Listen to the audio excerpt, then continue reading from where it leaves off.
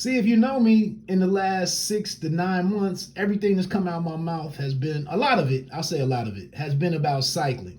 So I'm sitting here listening to the new Nas joint, King's Disease 2, and who knew?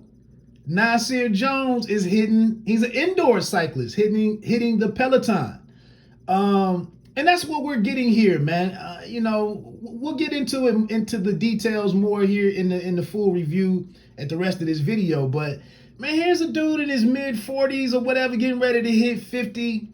He's out here gallivanting. He's a bachelor. He's investing. He's making sound investments. He's expanding his network, meeting important people.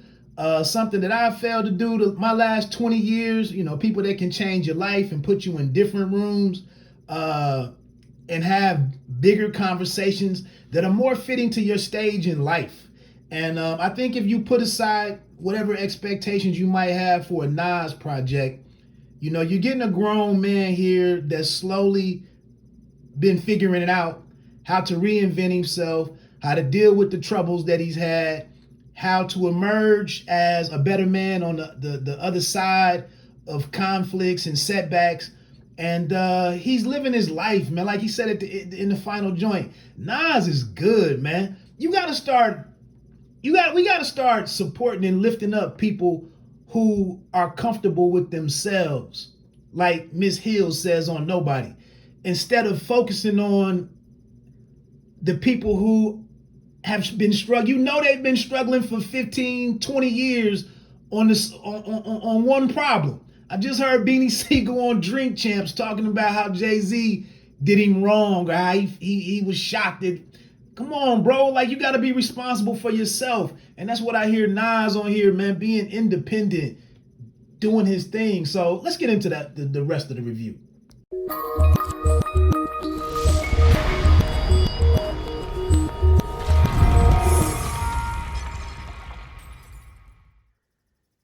Hey, peace world. Thanks for pressing play on another Pay Me No Mind video, another album review. Gonna jump into some from a very high level, just talking about King's Disease 2 by Nas, QB great,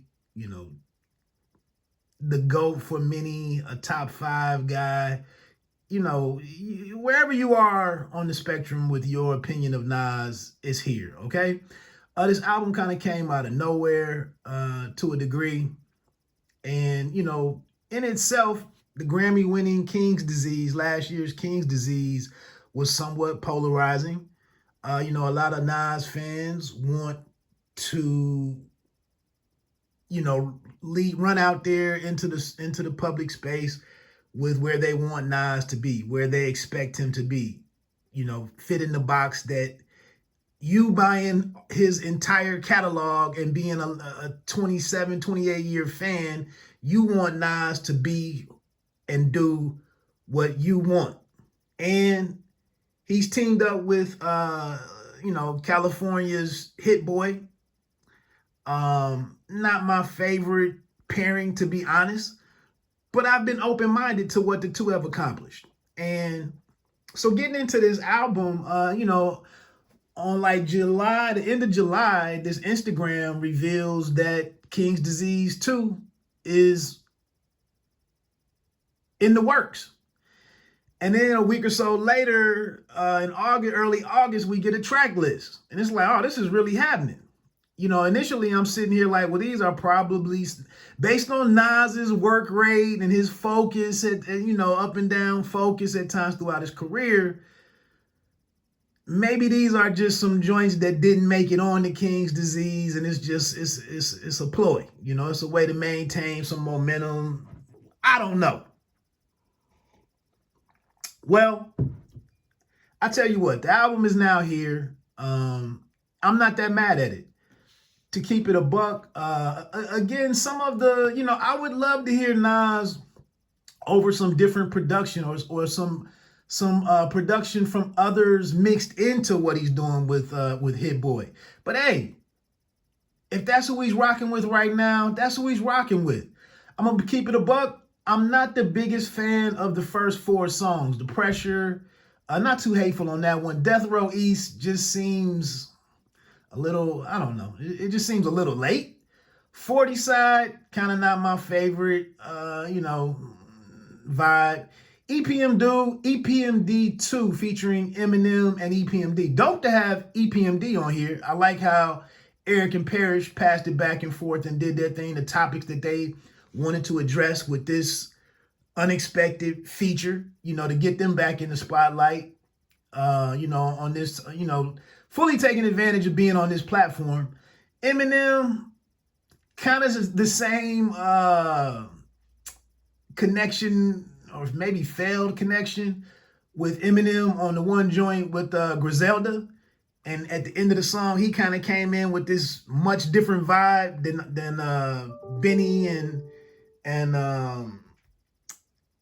Conway and West Side. And here with Nas and EPMD, I don't know, man. But like, again, this track, the first one, EPMD, popped up on the Black Judas, Judas and the Black Messiah, I'm sorry, on the soundtrack of that last year. And I'll be honest, I wasn't blown away with this record. I just listened to it. It was just a record for me.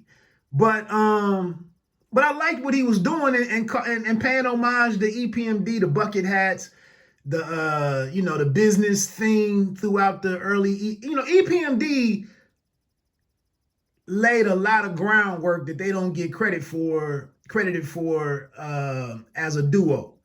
The sampling, the funk that they used, EPMD was innovative and groundbreaking in a lot of ways. So to just throw their name up, that was 3/4 of the song for me. Now, what we get into with Rare, track number 5. From 5 on, I think this is a very solid album, honestly. Production-wise, the topics, the subject matter, the features. I mean, damn, Lauryn Hill.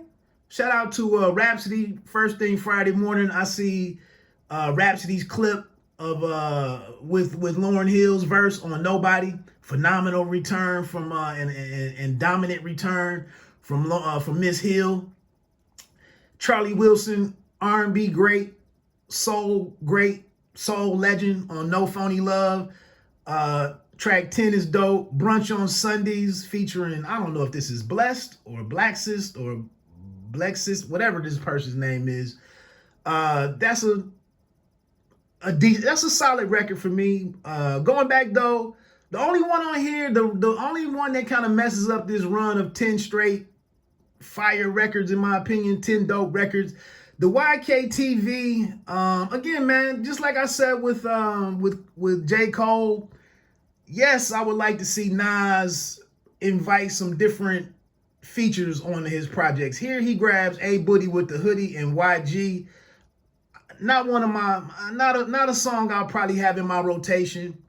But Nas said he said something on here which I didn't really agree with, but he said what if you put the Baby or I don't know, one of these younger guys. He said, what if you put them on a Lil Uzi Vert, not Vert, I can't remember which one it was. I've listened to the album about 4 or 5 times maybe.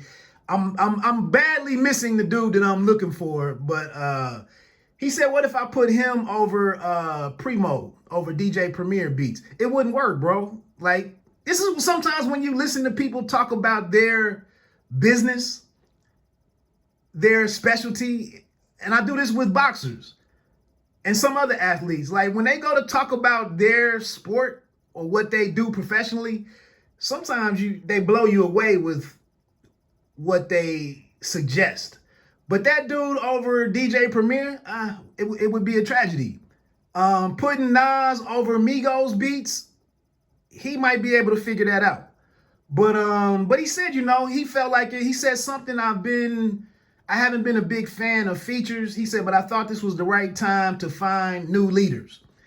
And so I think that's admirable for Nas, that he's actually leaning into unity and not tearing down others because they have a different way of going about expressing, their style of hip hop and whatever. And that's the thing right now. I don't really get into complaining a whole lot, man, because right now one dope thing, and I've been saying this, one dope thing about hip hop is like you can literally go out here and find whatever the hell you want to listen to and stay on. You can do that. You know, if you spend an hour, if you spend 3 minutes listening to music that you think is trash, that's really a poor reflection on you, because on your phone you can unlock whatever you want to, whatever you want to tap into and stay there. You can do that on your phone. That's not always a good thing, really, if you think about it. But some people, I see some dudes on Griselda social media posts, they solely listen to Griselda. I don't know if that's a good thing. You be the judge of that. But that's where some people are and what they do, and how they follow what they follow. So again, I'm not trying to put Nas in any box here. I'm sitting here, Count Me In, Composure with Hit Boy, track number 13, actually spitting a verse or two. I think tracks 14 and 15 are where Nas really gets into the heaviest, or the heavier, subjects on this album. My Bible, track 4. I think he has like 3 different verses in there. One to men, one to women, and something else he goes into. And then Nas is Good, track 15. He's speaking on like everything that he's in. He justifies like all his materialism, even as an older man at this point in time. But he justifies some of his lavish lifestyle and sitting up in these 5-star resorts and having sex with the young woman, or propositioning her to have sex after spending 30 bands in a Louis Vuitton back in the dressing room. He's a single man. He's somewhat successful. He has he's won, and it wasn't even just strictly winning through his recording career. He got off to the side, got into this restaurant business. He's on here rapping about the different rooms, and he's always just been a very observant character or cat, and coming back and vividly detailing what he has observed. But his ecosystem has changed. His circles have changed. And I think if you get into tracks 5 through 15, you clearly hear what rooms he's in nowadays, what meetings he's holding, what his decision-making process is, how he's earning money, how he's kind of somewhat been this underdog who has figured out a way to win. And it wasn't necessarily by burning down a booth. You know what I'm saying? It was networking. Your network is your net worth, is the saying. And he's masterfully showed us a different way to excel, and that the game is never over. Like, I remember years ago when he had the tax issue, the divorce, the alimony or whatever, and the child support, and not being. We've seen quite a bit with Nas, so I just respect it, man. Again, is the DJ Premier album collaboration coming? Probably not. Is the AZ album coming? Probably not. Is there is the next Nation or Quan or some of these other cats we've seen throughout the years who never materialized as a solo artist? Is he going to have his? Maybe not. And the thing is, what I'm learning in Nas, even what I see in Jay-Z, like, quit putting your expectations on these individuals who owe nobody nothing. You don't win when they win. So I just take King's Disease 2, man, and I'm somewhat enjoying it. It's staying in rotation. He's basically giving you the manual, like, here I am. I've showed you how to reinvent yourself, redefine yourself, upgrade your skills, move into some different spaces, passive income, investments, going out and teaming up, to even take a meeting with Hit Boy and choose to go with him versus these other 6 or 7 guys who kind of, who I've grown familiar with in the stuff that I like to listen to, and going with Hit Boy versus doing anything with any of those guys. That's him tapping into where he is and what he's trying to do. And I think it's proven to be somewhat successful for him. So again, I'm not giving you, this is like 5 minutes longer than what I wanted to go into. I did do a bit of a different review of this on the latest episode of It's Always Personal. You can find that out there on Apple Podcasts, Google Podcasts, as well as Spotify and the Anchor.fm, I believe is what it's called. I talked about this, about these songs more specifically. Again, man, for the people that want to go out here and tear down stuff and hate on stuff, learn something from somebody besides the person in the mirror. You know, other people just might know what the hell they're talking about.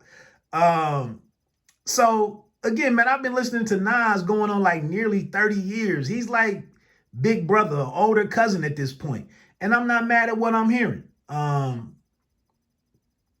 That's about all I can give you, man. Remember, pay me no mind, sports and entertainment. You don't have to be great to start, but you have to start to be great. Check out the breakdown on It's Always Personal. Maybe I hit more on some of the stuff you were looking for with King's Disease 2, a ill sequel that's out there. Peace.